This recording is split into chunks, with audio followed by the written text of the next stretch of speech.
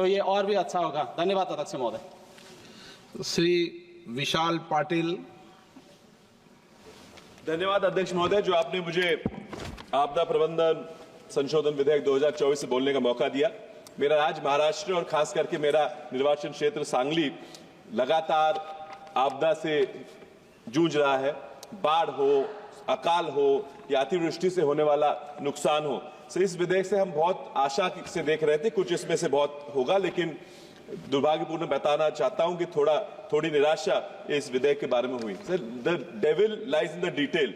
Sir, अगर इस bill को देखा जाए तो केंद्र सरकार चाहती है कि सारे राज्य हमेशा हाथ फैलाते रहे केंद्र शासन के सामने।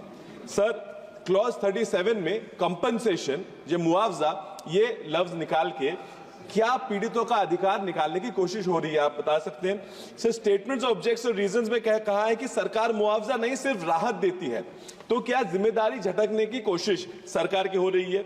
सर, मेरे निर्वाचन क्षेत्र में बाढ़ के कारण गांव से बाहर निकलने में नाव पलटी होकर 17 लोगों की मौत हुई। इन 17 लोगों के कुटुंब को, परिवारों को क्या राहत दोगे? उन्हें मुआवजे की जरूरत है? क्या मुआवजा देना सरकार का काम नहीं है? सर, अतिवृष्टि के कारण, बादल फूटने के कारण बहुत लोगों के फसलों के नुकसान हुआ है। अलग अलग फसलों का नुकसान होकर क्या उनको मुआवजा देना सरकार अपनी जिम्मेदारी नहीं समझता? सर, गाय और भैंस जो अपने जिन पे हम जीते हैं, वो बाढ़ उनको नदी के साथ बहाकर ले गई, उनको मुआवजा देना क्या सरकार अपनी जिम्मेदारी नहीं समझती? सर, सुप्रीम कोर्ट ने कहा कि disaster fund disbursement can not be discretionary, but this bill further centralizes an already heavily centralized disaster management system. Sir, I appreciate कि आपने अर्बन डिजास्टर मैनेजमेंट अथॉरिटी की स्थापना की है, बहुत अच्छा कदम उठाया, लेकिन इस बिल में शायद जो बाढ़ के कारण है, इंटरस्टेट डैम्स में जो फर्क होते हैं, इंटरस्टेट डैम का कंट्रोल भी अगर आप बिल में ले आते तो बहुत सुविधा हो जाती। कुछ इंफ्रास्ट्रक्चर क्रिएट करने की, जैसे जहां ज्यादा बाढ़ आती है, जहां ज्यादा नुकसान होता है, एसडीआरएफ एनडीआरएफ का जल्दी वहां आने के लिए रेलवे स्टेशन हो, एयरपोर्ट हो, सांगली जगह में आज भी एयरपोर्ट की निर्मित नहीं हो पाई है। सर, आई बिलीव, अभी भी बहुत लोगों ने बताया, prevention is better than cure.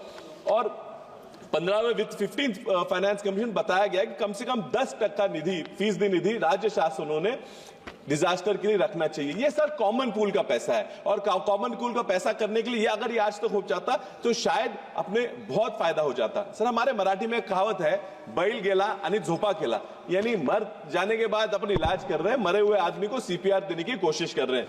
इसलिए सर, इस बिल में एनडीए में को एक अलग डिपार्टमेंट का अगर अपन स्टेटस दे देते तो शायद बहुत अच्छा हो जाता।